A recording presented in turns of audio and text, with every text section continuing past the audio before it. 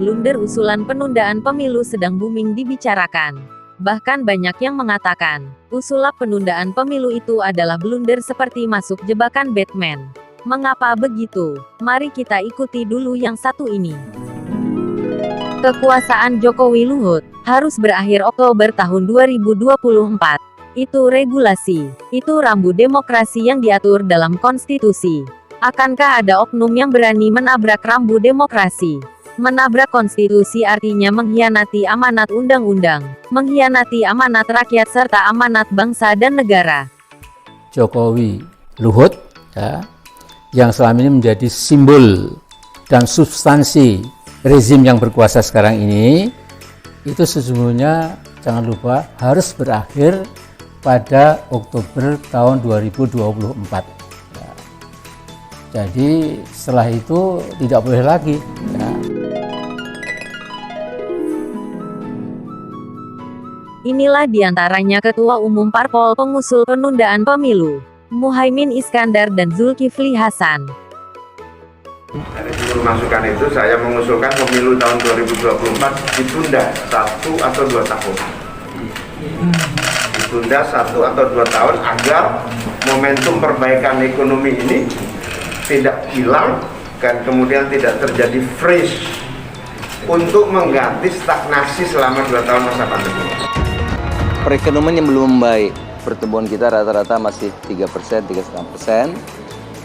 Situasi masyarakat yang kehilangan pekerjaan, usaha-usaha yang belum kembali pulih secara utuh, secara sempurna, itu alasan yang kedua yang kita ikuti. Survei menunjukkan kepuasan terhadap kinerja pemerintah, khususnya Pak Jokowi ya, Pak Jokowi ini. Itu tinggi sekali. Itulah tadi alasan subjektif dari Ketua Umum Parpol pengusul penundaan pemilu. Bagaimanakah pendapat objektif dari pakar hukum tata negara? Zainal Arifin Mokhtar, dari UGM. Kalau misalnya memang tiba-tiba perang dunia ketiga Indonesia yang kita tidak minta-minta tentu saja bahwa penundaan pemilu bisa terjadi, mungkin saja misalnya kalau itu terjadi. Tapi kalau hanya sekedar kondisi ekonomi, kalau hanya sekedar kesinambungan pembangunan, enggak lah. Itu bukan alasan yang bisa dipakai untuk memperpanjang masa jabatan. Karena banyak orang, kalau kita pemilu lagi, bisa jadi kita akan dapatkan orang yang sekali Jokowi, yang bisa melanjutkan proses pembangunan yang ada sekarang, bahkan bisa jadi jauh lebih baik. Banyak pendapat yang mengatakan bahwa usulan penundaan pemilu itu adalah blunder seperti masuk jebakan Batman, di mana kemudian memunculkan banyak penolakan termasuk dari mahasiswa. Ini adalah tindakan atau wacana yang inkonstitusional. Jadi kalau kita bicara tentang konstitusi, konstitusi sendiri itu hadir untuk membatasi kekuasaan. Gitu. Jadi kekuasaan kemudian dibatasi oleh konstitusi yang seharusnya tidak boleh dielak oleh dalih apapun.